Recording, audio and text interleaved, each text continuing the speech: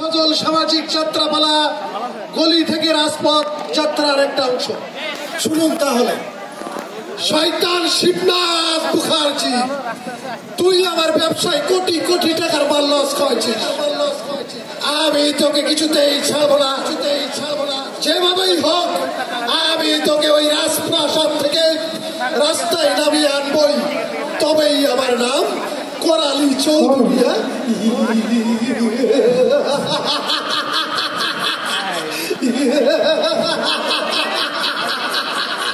আর তোকে রাস্তায় নামাতে হলে আমার প্রয়োজনে বাদশাকে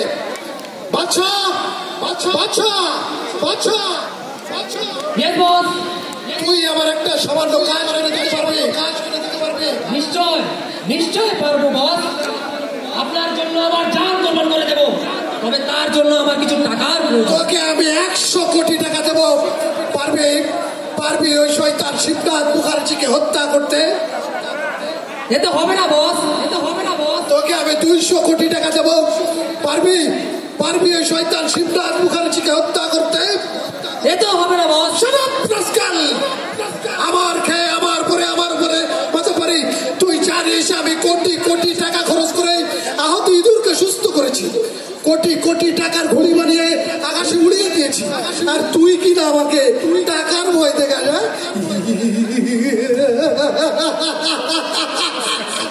তোকে আমি 1000 কোটি টাকা দেবো। পারবি ওই শয়তান শিবনাথ মুখার্জিকে হত্যা করতে? নিশ্চয় পারবো বস। আপনার আশীর্বাদ থাকলে শুধু শিবনাথ কেন, তাম দুনিয়ার সকল মানুষকে হত্যা করতে পারবো। আপনি আমাকে আশীর্বাদ করবেন। আমি তোকে আশীর্বাদ করলাম, তুই ওই শিবনাথ মুখার্জিকে হত্যা করে তবেই ফিরে আয়।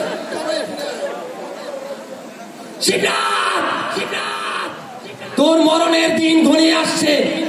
আমার হাত থেকে তুই কিছুতেই পালিয়ে বাঁচতে পারবি না। আকাশ পাতাল জমিন, তুই যেখানে লুকিয়ে থাকিস না কেন, আমি তোকে খুঁজে বের করে কুকুরের মতো গুলি করে মারবো। চলি বস, গুড বাই। এবার তোকে কে বাঁচাবে শিবনাথ?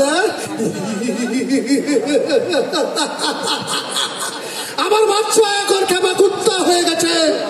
তোকে যেখানেই পাবে সেখানে কুকুরের মতো গুলি করে মারবে। তুই ঘুঘু দেখেছিস পালে ভাত দেখিসনি কোনো কালে। এবার আমি তোকে ভাত দেখিয়েই ছাড়বো।